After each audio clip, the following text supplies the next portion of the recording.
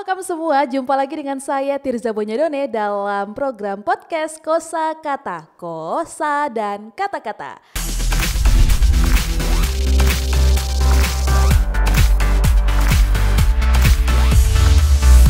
Kosa Kata. Hari ini kita akan membahas sesuatu yang menarik seperti aroma-aroma pendidikan begitu. Dan ini menurut saya sangat saya gemari karena ini salah satu hal yang saya gaungkan juga di media sosial saya. Karena kalau berbicara seputar dengan pendidikan pasti kita juga berusaha untuk lebih mendisiplinkan lagi bagaimana generasi muda dalam hal berpendidikan. Karena pendidikan juga bukan hanya sekolah ya, tapi hari ini perannya sangat besar sekali. Narasumber kita ini sangat luar biasa dan cukup inovatif menurut saya karena ini sosok muda Papua yang bisa kita lakukan ke depannya, bisa kita inspirasi lebih dalam lagi dan pastinya juga bagi teman-teman yang lagi nonton podcast ini siapa tahu bisa jadi hal inovasi lainnya buat kalian coba. Tapi dikutip ya dari Ki Hajar Dewantara, guru adalah seorang pejuang tulus tanpa tanda jasa, mencerdaskan bangsa. Ini tuh kayak menggaungkan istilahnya kayak narasumber kita ya, bau-baunya sudah ada guru. Dan kita akan membahas seputar dengan pendidikan dari sudut pandang psikologi dengan narasumber kita Kakak Natasha. Halo Kakak. Halo. Ih luar biasa ya, cantik. Ini kalau saya bisa lihat Kakak guru ya ini ya. Iya, Kakak cantik ya. Aduh terima kasih. Ini kita jadi cewek-cewek muda Papua yang akan menjadi inspirasi juga nih Kakak buat teman-teman yang lagi nonton podcast kita dalam pendidikan. Teman-teman, jadi nama saya Natasha Wairisal. Saya biasa dipanggil Kakak Sasya. Kakak Sasya. Yes, Kakak Sasya. Saya lahir di Ambon 30 September 1992 hari PKI. Oh. Ya. Pas ya, bertepatan ya. Ya. Tapi hatinya selembut sutra. Oke. Ya, jadi kita lahir pada tanggal G30 SPKI gitu ya. Kemudian melanjutkan pendidikan dari TK di Serui, SMP di Serui, SMA memutuskan untuk masuk UPER. Oke, siap. Jadi waktu SMA 3, anak-anak SMA 3 di sini ya. Wah itu boleh menyapa ya, luar biasa. Iya. Kemudian melanjutkan pendidikan di Universitas Gunadarma. Itu di mana Kak? Itu di Jakarta. Lebih tepatnya di Depok. Depok. Ya, kampusnya banyak, tapi kita biasanya di Depok. Oke, baik. Lalu Tuhan kasih izin lagi untuk melanjutkan pendidikan psikologi profesi. Jadi waktu itu saya ambilnya psikologi industri organisasi. Psikologi banget nih. Tuh psikologi banget ya. Terus ya? Tuh sudah deh akhirnya tahun 2020 selesai karena waktu itu ambil program ini double degree. Double degree. Iya. Okay. Jadi 2,5 tahun sudah bisa mendapat gelar magister profesi. Gitu. Akhirnya pulang ke Papua karena hati saya di Papua. Itu kayak aduh mama lihat sapu hati kayak gitu. Tinggal. Cakep. Gitu. Jadinya akhirnya pulang ke Papua. Dan memang dari dulu itu saya harus sekolah di sana. Tapi balik ya. Harus balik ke Papua. Harus balik, betul sekali. Jangan lupa pulang. Kadang ada yang tagay di sana terus pulang. Aduh. Itu dia. Sulit sekali. Ya mau bangun kota kita, bangun di sini kalau bukan kita anak-anak Betul. Papua. Dan ini menurut saya menarik sekali ya. Kak Salsa sendiri bisa kita jabarkan bahwa kakak ini kan orang Ambon. Yes. Ambon ya, tapi kok bisa ini dari TK tuh sudah diserui sana. Pokoknya sampai di tanah Papua inilah. Kan istilahnya kayak sudah beda pulau tuh. Coba diceritakan dulu. Oke, jadi waktu itu Mama dan Papa memang sudah diserui. Papa juga, waktu itu Papa di Jayapura. Tapi habis itu Papa ke Serui, Mama ikut dari Ambon. Jadi sebenarnya saya cuma numpang lahir saya di Ambon. Numpang lahir. Ya, numpang lahir saya di Ambon. Kemudian datanglah ke Serui. Begitu. Itu karena tugas tanggung jawabnya orang tua juga ya. Ya.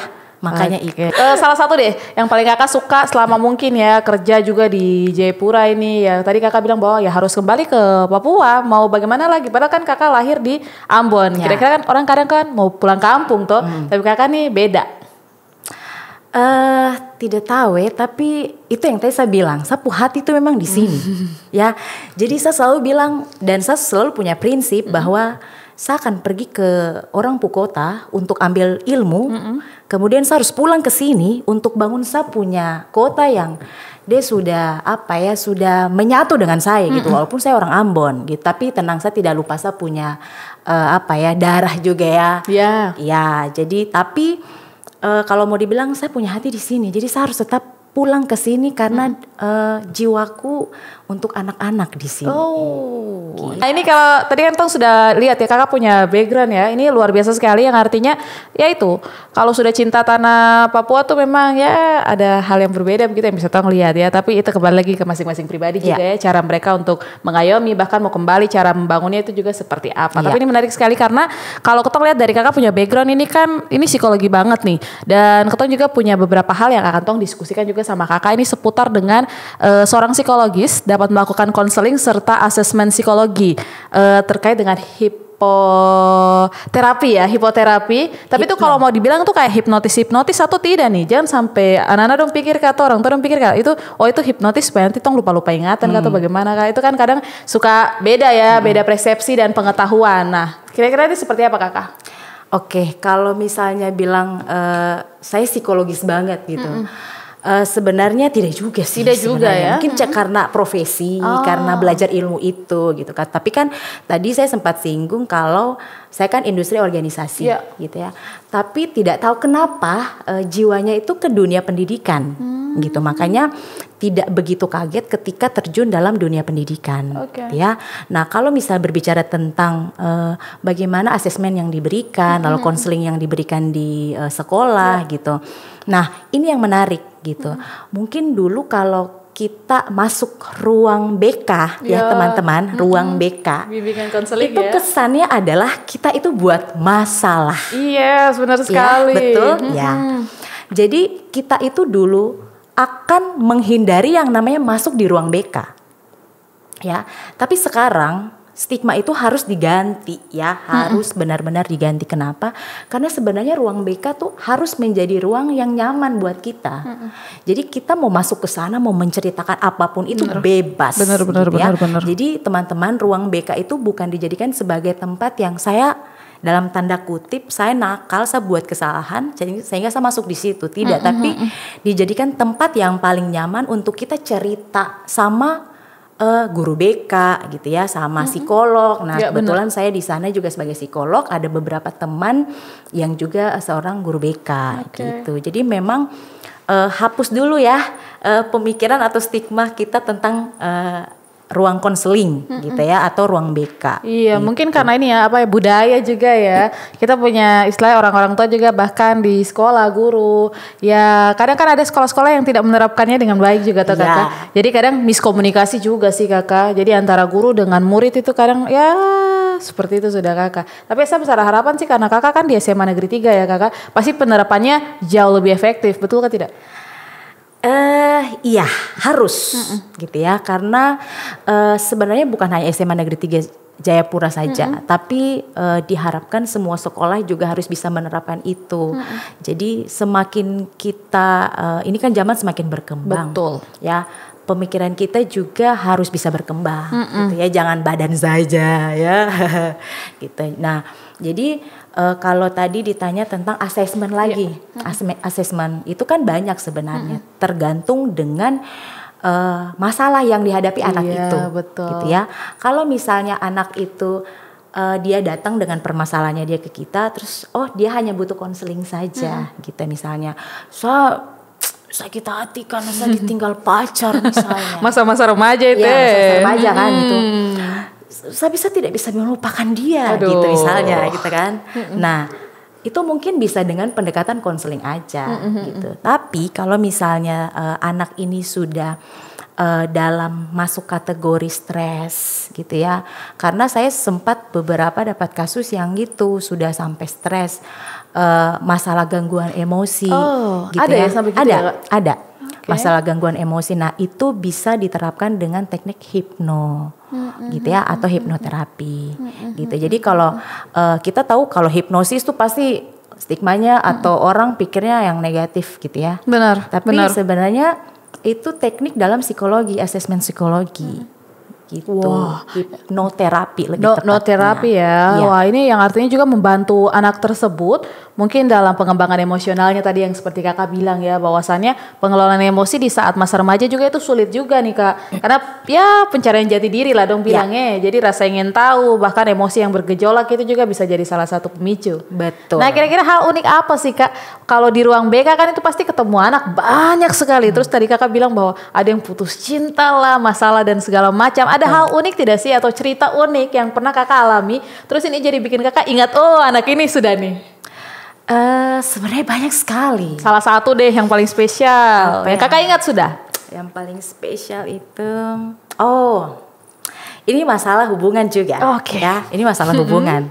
Kan pasti tidak terlepas dari yang namanya jatuh cinta juga semua. Betul. Semua di sini jatuh cinta. Saya juga jatuh cinta ya.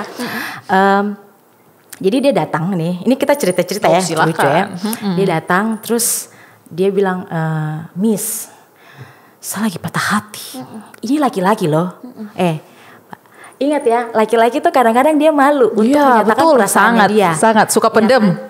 Dia akan pendam karena dia tidak mau terlihat lemah di depan wanita, ya, gitu. Tapi dia berani, gitu. Kenapa berani? Karena dia percaya, ya, dia percaya sama orang yang diajak cerita, gitu. Jadi membangun trust itu memang sulit.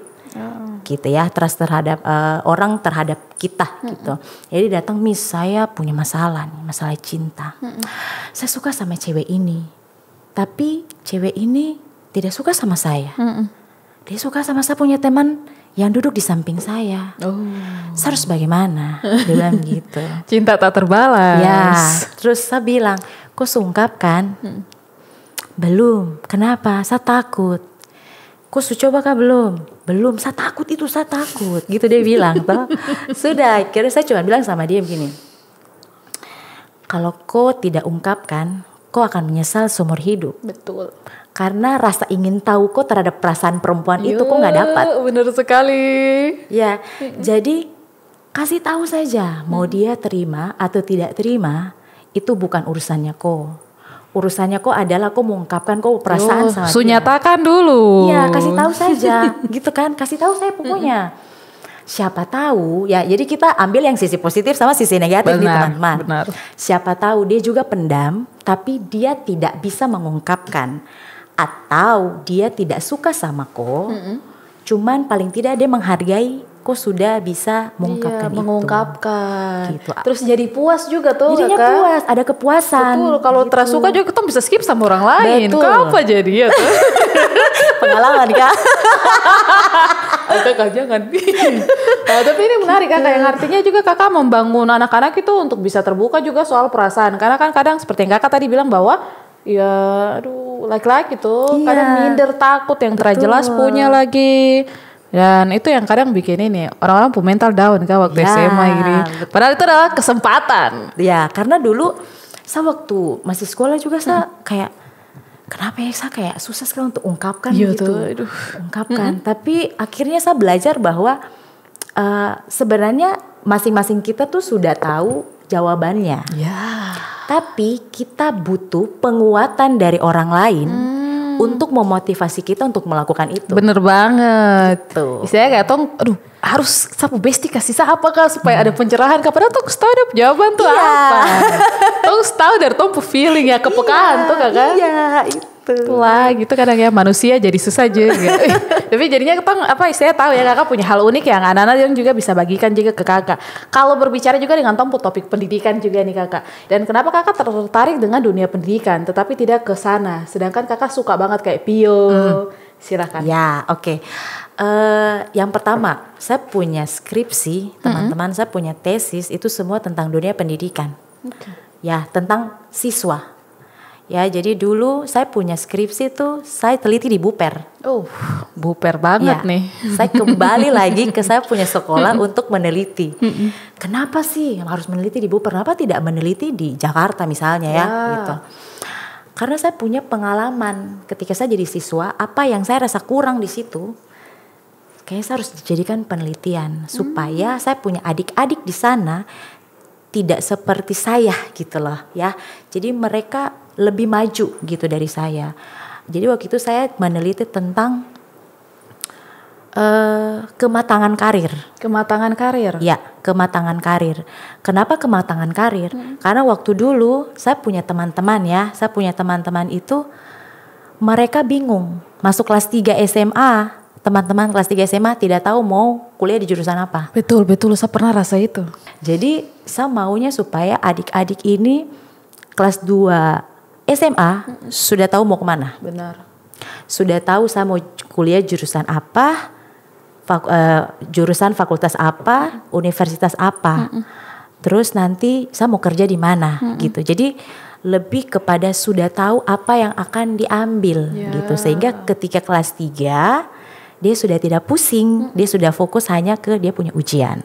Gitu. Jadi saya meneliti tentang itu, tentang kematangan karir. Nah, apakah di SMA Negeri 3 Jayapura itu anak-anaknya sudah punya konsep pemikiran yang sudah matang belum soal karirnya mereka gitu. Dan ternyata waktu itu masih kurang gitu, masih kurang waktu itu karena berbeda ya kurikulum yang dulu sama kurikulum yang sekarang ya. Sekarang tuh merdeka belajar ya, merdeka belajar. Jadi mau pilih apa saja boleh, gitu, bebas. Mau IPA, IPS bebas gitu. Dan ini menarik sekali yang artinya kakak juga paham bahwa dengan kurikulum merdeka ini kakak melihat bahwa ini bisa mengapresiasi anak-anak dong, punya rasa ingin tahu juga toh. Dan saya salut sekali karena tidak semua orang berpikir bahwa hal ini tuh penting. Betul. Seperti yang kakak bilang, ruang konseling di sekolah kalau tidak terarah, anak tuh bisa jadi depresi dan bingung maunya jadi apa. Bahkan mungkin ada yang terlantar, bisa jadi toh kakak? Bisa jadi. Jadi memang untuk kurikulum merdeka belajar yang sekarang itu sangat-sangat bagus ya. Kenapa? Karena memberikan ruang kepada anak untuk bebas memilih, gitu ya. Jadi sekarang kita itu lagi gencar-gencarnya untuk mempersiapkan anak, ini khususnya kelas 10 ya, kelas 10 buat teman-teman yang sekarang kelas 10. Jadi jangan heran ketika kamu diminta untuk ini peminatannya kemana gitu. Jadi sekarang kita lagi merangkum kira-kira anak-anak ini kelas 11 ini dia maunya belajar apa saja. Gitu. Jadi tidak semua pukul rata belajar itu. Kayak jadi, dulu tuh capek sekali belajar apa saja, sudah masuk IPS tapi belajar ke sana ke sini.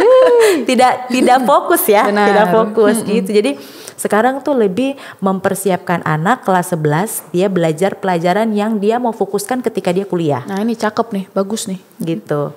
Misalnya kayak kedokteran ya, kita mau saya mau pilih jurusan kedokteran, berarti dari kelas 11 sudah tahu pelajaran apa yang akan diambil. Sehingga ketika dia sudah kuliah dia tahu, oh saya belajarnya ini saja. Jadi tidak pecah gitu fokusnya, dia menjurus ke satu titik di mana tujuannya dia kerucut, piramida. Nah, kakak melihat profesi guru di masa kini dengan masa lalu ini kan punya dua hal yang berbeda sekali. Kalau zaman dulu kan kalau kau mau pintar nih cepat, nih Mister Karotan yang ada di itu, ini sampai ada yang gunting-gunting rambut kayak itu kan juga bisa jadi masalah psikologi nih. Nah, ini seperti apa kakak melihat profesi guru? Sebenarnya guru itu sangat penting sekali, ya sangat penting dalam mencerdaskan kehidupan bangsa, gitu ya. Tapi di satu sisi murid juga punya peran penting. Kalau kita bicara tentang parenting, parenting itu bukan hanya berlaku di rumah, ya teman-teman, tapi di sekolah juga. Dah dilakukan dari guru ke siswanya, gitu ya. Kemudian kalau dulu kita kalau pulang ke rumah, guru datang ke rumah lapor, bapak dan ibu punya anak bikin masalah. Itu bukan kita yang dapat bikin masalah apa, bapak datang sana, terada kita yang dapat marah, iya kan tidak teman-teman? Kita dapat marah karena orang tua kan berpikir anak ini bikin masalah sehingga guru datang ke rumah lapor, gitu kan? Tapi seiring dan berkembangnya zaman, sebenarnya kita tidak bisa meninggalkan pola asuh orang tua yang dulu. Itu tidak boleh ditinggalkan, ya. Alasannya apa nih? Alasannya apa? Karena ada hal-hal baik dari pola asuh orang tua yang dulu yang harus kita terapkan. Contohnya disiplin. Sekarang itu orang tua pergi ke kantor, mama bapak kerja. Anak di rumah dan siapa? Tidak ada. Kemudian disiplinnya hilang gitu. Jadi ketika kita menerapkan pola asuh baik di rumah atau di sekolah, pola asuh yang dulu itu jangan sampai hilang.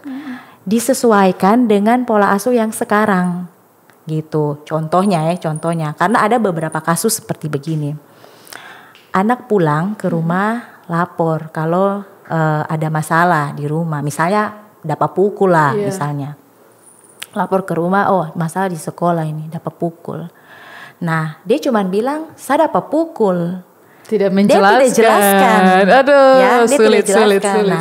Orang tua yang bijak seharusnya dia harus tahu kenapa alasannya, harus tahu alasan. Karena tidak mungkin ada sebab akibat itu. Iya betul. Kenapa kok dapat pukul? Coba cerita. Nah, itu orang tua yang memang bijak. Dia bijak ketika dia melihat anaknya dalam masalah. Tapi ada juga yang emosi sedikit lagi tuh bakar sekolah Demi. Sedikit lagi tuh. Tuh datang. Palang sekolah biasanya tuh palang sekolah. Kalau di Papua tuh palang sekolah sudah tutup sekolah dulu baru masalah selesai. Kemudian datang ke sana tidak tahu masalahnya apa, langsung berbuat seenaknya. Ujung-ujungnya ketika dijelaskan dia punya anak yang salah, dia punya anak yang pukul duluan. Kemudian anak itu melakukan pembelaan, gitu ya, melakukan pembelaan. Mungkin pada saat si anak yang A ini pukulan salah. Tapi pada saat anak yang B melakukan pembelaan dan dia mungkin mau pukulan masuk, gitu. Jadi miskomunikasi. Oke, ini berarti anak juga harus jujur sih. Iya, harus jujur. Kalau tidak salah-salah lepo. Anak-anak zaman sekarang tuh banyak drama. Betul. Terlalu banyak drama sampai orang tua yang muncul di sekolah. Tapi benar sekali ya, saya setuju dengan kakak bahwasannya orang tua yang bijak itu yaitu mengayomi anaknya juga. Karena kan mungkin orang tuh pukul anak tuh sembarang. Siapa tahu dia udah bikin salah. Iya. Makanya pola yang asuh orang tua yang dulu tuh kan sabu anak ini mungkin dia ada bikin masalah. Ya kan?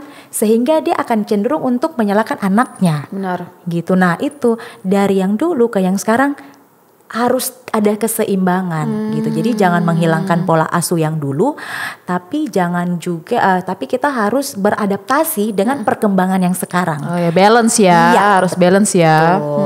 Jadi memang jadi orang tua, jadi guru itu tidak mudah. Ya, saya memang belum jadi orang tua. Tapi sudah jadi guru. Cuman memang guru itu bukan hanya mengajarkan pendidikan dalam hal intelektual, akademiknya saja. Tapi yang paling penting adalah karakter siswanya. Ya, gitu. Karena karakter itu memang harus dibangun ya kakak ya. Sangat penting. Harus dibentuk sekali ya. Mungkin yang di dalam rumah, tapi sekolah juga ikut menjadi salah satu bidang utama ya. Betul. Jadi kalau misalnya guru hanya fokus mengajar, kita hanya fokus sekedar mengajar, kemudian kita tidak bisa memahami karakter si anak tersebut ya. Akan susah untuk kita tahu anak ini gaya belajarnya apa. Karena tidak semua anak punya gaya belajar yang sama. Ya, gaya belajarnya itu beda-beda. Jadi kita sebagai guru wajib untuk mengetahui karakter dari anak-anak kita. Benar. Itu utama sekali karena kalau sudah mengetahui karakter anak-anak kita mudah untuk bisa mengarahkan mereka. Kenapa? Karena apa? Hatinya sudah kita dapatkan. Benar sekali. Karena kan kadang kalau anak-anak itu dong kayak sudah dekat sama guru tuh, bu guru ini boleh ya, guru favorit. Jadinya dengar-dengaran sama guru ini. Biar lagi mau kepala batu Betul. Tapi kalau ada bu guru ini, bu guru nih. Biasa kan anak dong begitu tuh. Saya ingat siap teman-teman muka kayak kodok piatus kan. Kalau suka ketemu dong bu ini yuk kalau suka ketemu dong bu guru favorit itu, ada bu guru. Pura-pura baik padahal kelakuan macam begitu sudah ya. Nah, ini tambah menarik sekali yang artinya benar-benar peran guru ini sangat penting juga bagi kehidupan kita, tapi tidak terlepas dari peran orang tua. Dan ini juga menarik menurut saya karena di sini ada lihat kakak punya background ya. Kakak ini selain jadi guru, kakak juga adalah seorang pendiri Rinosa Psikologi, sebuah biro psikologi dan manajemen SDM.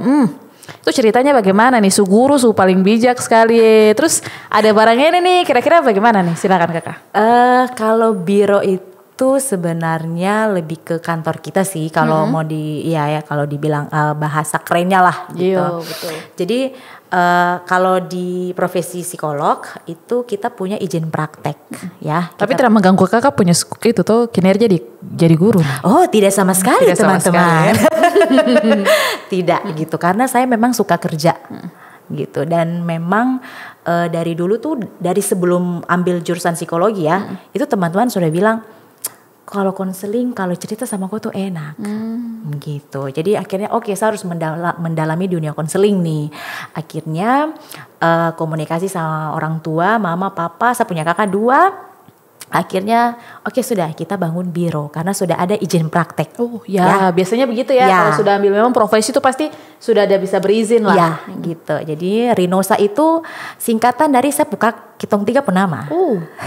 Jadi Rinosa, RI Rizky, NO-nya Novan, SA-nya Sasya. Wah, ini keren sekali. Ini maknanya dalam banget nih. Iya. Rinosa, ternyata yang berpikir sampai ke sana nih. Iya, jadi Rinosa, Rizky, Novan, Sasya. Gitu. Akhirnya karena Papa punya CV juga tuh, Papa punya CV namanya CV Rinosa. Nah, akhirnya saya bilang saya mau punya biro, jadi saya mau punya kantor sendiri biar saya bisa mandiri. Gitu, biar bisa mandiri. Nah, teman-teman, kenapa sampai ini buat saya menarik ya, tapi tidak tahu buat teman-teman di rumah. Tapi mungkin bisa menginspirasi. Saya punya biro karena saya mau fokus di rumah. Gitu, saya mau fokus di rumah. Karena saya didik, saya punya anak-anak sendiri. Gitu, jadi ketika saya di rumah, misalnya saya pulang kantor. Kadang-kadang kan kalau saya praktek di luar, berarti saya harus keluar dong, ya kan? Tapi saya harus di rumah karena saya punya tempat praktek lagi proses, yaitu di sapu samping rumah. Jadi saya harus bisa mandiri supaya saya di rumah saja sambil praktek saya bisa kontrol saya punya anak-anak gitu. Makanya kalau misalnya kenapa sih sekolah tinggi-tinggi, habis itu misalnya pemikirannya seperti begitu ya. Iya, karena saya harus di rumah untuk didik saya punya anak-anak. Saya punya anak-anak harus didik sama saya. Gitu, karena penting, saya tidak mau melewatkan masa-masa mereka. Gitu, karena ada yang pakai pembantu saja. Sebenarnya tidak masalah teman-teman, tidak masalah. Tapi kontrol tuh harus dorang punya raga itu harus tetap tong lihat. Karena penting sekali masa. Sakit hati tidak kalau misalnya teman-teman punya anak dekat dengan orang lain, terus teman-teman sebagai ibu atau bapak tidak. Sakit sih pastinya ya. Iya, jadi kayak rasa asing ke. Betul. Saya tumpu anak sendiri. Esta belum punya anak sih, maksudnya sama. Sama. Tapi penting sekali gitu. Jadi saya mau mandiri, makanya saya harus punya biro. Karena kalau saya punya biro, saya bisa melakukan konseling. Makanya sekarang lebih mengarah atau lebih fokus ke dunia konseling. Saya juga belajar hipnoterapi gitu. Oke, tapi ini bagus sekali sih, yang artinya memang kakak tuh melihat peluangnya kakak sendiri, tapi kakak juga melihat bahwa nanti kalau saya sepupu anak, ya saya harus tetap ada di rumah. Tidak mungkin lagi saya keluar begitu tapi tidak lihat perkembangan, tapi itu kembali juga ke masing-masing orang tua Tapi ini keren sekali, yang artinya kakak juga melihat ada hal-hal tertentu yang bisa saya persiapkan untuk masa mendatang begitu. Tapi kalau berbicara seputar dengan hipnoterapi kan tadi, kakak sudah mendalami atau belum ini? Sudah ya, atau hipnotis siapa nih? Anak-anak murid yang kapal batu kan? Hipnotis perasaan orang. Dalam lagi, yang nonton ini nanti dong baper. Jangan baper.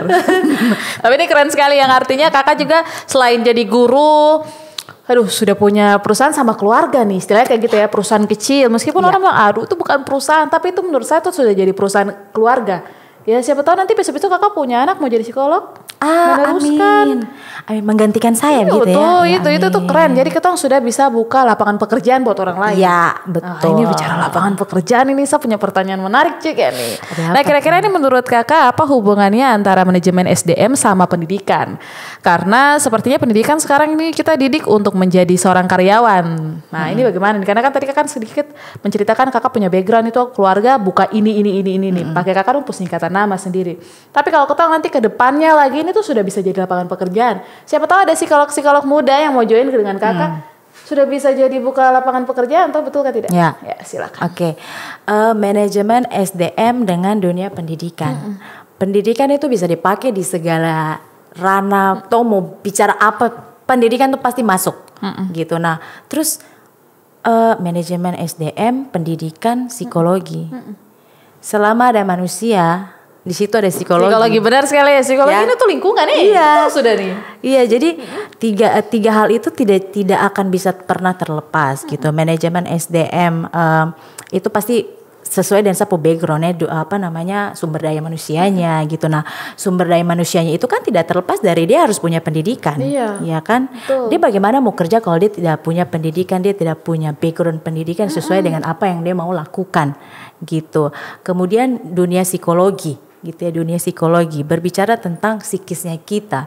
Percuma kok pintar tapi kalau misalnya psikisnya kok terganggu ya sama saja. Oh gitu. iya, Jadi, sama saja. iya, jadi semuanya memang berjalan beriringan gitu ya. Sekali lagi selama masih ada manusia di situ masih ada psikologi. Tapi maksudnya kayak kakak punya hasil didikan ini hanya untuk jadi karyawan saja atau seperti apa? Tidak gitu ya. Jadi kalau berbicara tentang manajemen SDM dan sumber daya manusianya lah ya, itu luas gitu. Kita dalam profesi psikologi itu bukan hanya ke sumber daya manusianya saja. Contohnya kayak di kantor-kantor. Iya. Tidak, tapi kita tuh ke anak-anak, remaja, dewasa, semua dunia pendidikan juga, kemudian dunia kesehatan juga gitu. Jadi memang tidak hanya terfokus di manajemen SDM-nya saja gitu, tapi luas. Luas ya? Ya. Oke, yang artinya memang kalau ketong mau pikir-pikir juga ya, tadi kakak bilang bahwa psikologi itu ya lingkungannya ketong juga nih. Tapi memang kan kadang orang berpikir bahwa mempersiapkan diri dari sekolah, terus lulus kuliah ya, atau mau jadi karyawan, atau mau kerja di perusahaan. Tapi sulit untuk dong membuka lapangan usaha sendiri, bahkan mau kerja di luar ini perusahaan juga dong tidak mau, karena istilahnya kayak di Indonesia tuh punya standar tersendiri. Nah kalau sebagai guru sendiri nih, cara guru atau cara psikologis juga menangani anak-anak seperti ini untuk mungkin memberikan mereka ruang bahwa saya tuh pengen jadi ini, tapi saya tidak mau jadi kerja di sini. Itu seperti apa? Oke. Tanya dulu sama anaknya, apa yang kau mau? Saya tidak tahu mau apa, Miss. Kau suka apa? Sudah ganti pertanyaan. Ya, pertanyaan diganti. Karena kan kadang dong bingung mau jadi apa. Iya, mau jadi terlalu apa? abstrak sekali. Iya. Kemudian tanya, kau suka apa? Oh, Miss, saya suka misalnya saya suka pekerjaan yang bekerja tidak mau di dalam ruangan. Anak lapangan banget. Lapangan banget ya. Oke, berarti kita arahkan gitu. Bila perlu googling depan dia, ya, depan dia googling. Ini loh macam-macam pekerjaan yang di lapangan. Kau tinggal pilih, kau mau yang mana, gitu. Jadi tanya dulu sama dia, sukanya apa. Sebelumnya, kau mau apa? Kau mau jadi apa? Bingung. Kalau gitu, kau suka apa? Karena kalau sudah bicara tentang suka, dia sudah tahu dia maunya, dia suka apa supaya bisa jadi mau, gitu. Kemudian diarahkan lah gitu. Jadi kita jadi guru tidak boleh malas-malas. Iya, aduh. Tidak boleh. Betul. Kadang ada yang kayak ini kok isi sudah. Iya.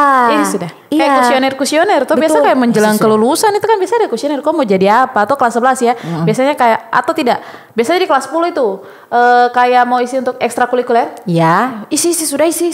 Kan itu kan perlu tuntunan juga tuh. Iya. Kayak kemudian, mungkin kok suka basket sekali kah? Betul. Bagaimana? Kemudian isi sudah. Tapi saya bingung, sudah terserah kok sudah. Tidak boleh, kata terserah itu tidak boleh. Ketika saya bingung, itu gunanya kita untuk membimbing. Ya, itu untuk membimbing. Jadi tanya lagi sama dia, bimbing dia, apa yang dia suka. Kemudian saya selalu bilang saya punya anak-anak. Komunikasi terhadap orang tua itu perlu sekali gitu. Jangan kok mau kok mau misalnya ya, kok mau jurusan AP yang uang banyak gitu. Semua jurusan pasti mengeluarkan uang. Tergantung sih. Oke, berarti tergantung juga. Jadi kayak kembali juga ke pola asuh dan mungkin pendidikan di rumah ya kakak. Kira-kira untuk yang paling efektif ya mungkin buat mama-mama dong di rumah atau kakak-kakak atau calon istri lah ya yang mungkin ada di rumah. Istilahnya kayak yang mau menikah, calon-calon dong yang mau menikah, mempersiapkan diri. Ini metode belajar yang paling efektif buat anak-anak di depan nanti supaya dia bingung, istilahnya kayak canggung, mau pilih ini, mau pilih itu. Bisa kasih terapkan ini di rumah tuh seperti apa? Silakan. Oke, diterapkan di rumah supaya tidak bingung. Yang pertama orang tua harus tahu masing-masing anak punya gaya belajar yang beda. Masing-masing anak punya keinginan yang beda. Jadi semuanya tidak tergantung dari apa yang orang tua mau. Jadi kita harus lebih ajak komunikasi gitu. Ini yang agak susah ya. Terkadang kita sulit untuk mau berkomunikasi sama orang tua kita. Entah itu karena orang tua kita tipe orang tua yang otoriter Jadi kita takut gitu ya teman-teman, tapi kita harus berani untuk bisa menyatakan pendapat kita, menyatakan apa yang kita mau sama orang tua kita. Kita harus kasih tahu. Kenapa? Karena dari situ orang tua juga bisa menilai bahwa kita sudah mulai dewasa untuk bisa menyatakan pendapat kita, apa yang kita mau, apa yang tidak kita mau, atau apa yang kita suka atau apa yang tidak kita suka gitu ya. Jadi diterapkan itu, ajak orang tua untuk diskusi, lebih ke diskusi. Ya, kemudian orang tua juga harus memahami bahwa anaknya ini bukan bukan individu yang harus kalian atur. Ya, benar. Boleh diatur, sebenarnya bukan diatur, diarahkan. Ya, diarahkan sehingga anaknya tahu, oh, kayaknya saya kalau kesini, saya mau jurusan ini, tapi bapak dan mama bilang ekonomi belum bisa. Oke, berarti saya harus turunkan sedikit. Cari jurusan-jurusan misalnya yang mendekati gitu. Misalnya maunya kedokteran tapi orang tua punya biaya tidak cukup. Ya sudah, analis atau farmasi. Yang penting kan dunia kesehatan. Apalagi kalau kita tanya, kok mau pilih jurusan itu karena apa? Saya mau bantu orang. Ya berarti kan cari jurusan yang walaupun beda, tapi tujuan membantu orang itu terlaksana. Benar gitu. sekali. Jadi memang komunikasi antara anak dan orang tua itu yang pertama kali harus diterapkan. Jangan malu ya, jangan malu. Karena kalau kita malu, nanti kedepannya kita yang nggak bisa mentok gitu, stuck di situ aja. Iya. Karena banyak sekali anak-anak yang gagal ya karena hal-hal seperti ini yang sulit untuk mengkomunikasikan, jujur sama diri sendiri, bahkan terbuka kepada orang tua. Itu yang menjadi ya banyak sekali anak-anak istilah kayak orang muda sekarang tuh pengangguran ya, sorry to say, pengangguran dan bingung banget dan masih bertanya-tanya. Padahal sudah istilahnya kayak saya punya kenalan ya, sudah 25 tahun, 26 tahun kayak gini. Jadi saya sebenarnya mau jadi apa sih sampai kayak gitu. Yang artinya juga kan miss. Ada yang miss begitu. Betul. Nah, jadi memang benar sekali bahwa komunikasi itu penting. Dan yang terakhir nih, pertanyaan paling terakhir, kira-kira sudah terakhir. Iya, ini terasa atau perasa? Jangan Kak, masih ingin bicara banyak tapi. Oke, Kakak kira-kira sistem pendidikan di Indonesia, khususnya di Papua, kita kan melihat bahwa sorry to say but di Papua nih angkanya ya untuk pendidikan tuh jadi salah satu sorotan di Indonesia ya, kalau berdasarkan data ya, ini cukup miris juga nih. Yang artinya ada kesalahan dalam sistem pendidikan dan pembelajaran. Kira-kira kakak mau bilang apa dan mungkin apa sih yang harus diperbaiki dari sistem pendidikan yang ada di Indonesia khususnya di tanah Papua? Oke, kalau mungkin dari saya tuh lebih kepada jangan pernah berhenti untuk mengejar yang namanya pendidikan. Ya, penting sekali. Tapi pendidikan itu bukan berbicara hanya intelektual saja. Karakter itu penting sekali. Jadi kita mengejarnya itu jangan hanya harus pendidikan, harus akademik saja, intelektual saja. Tidak. Pendidikan itu luas. Karakter itu nomor 1.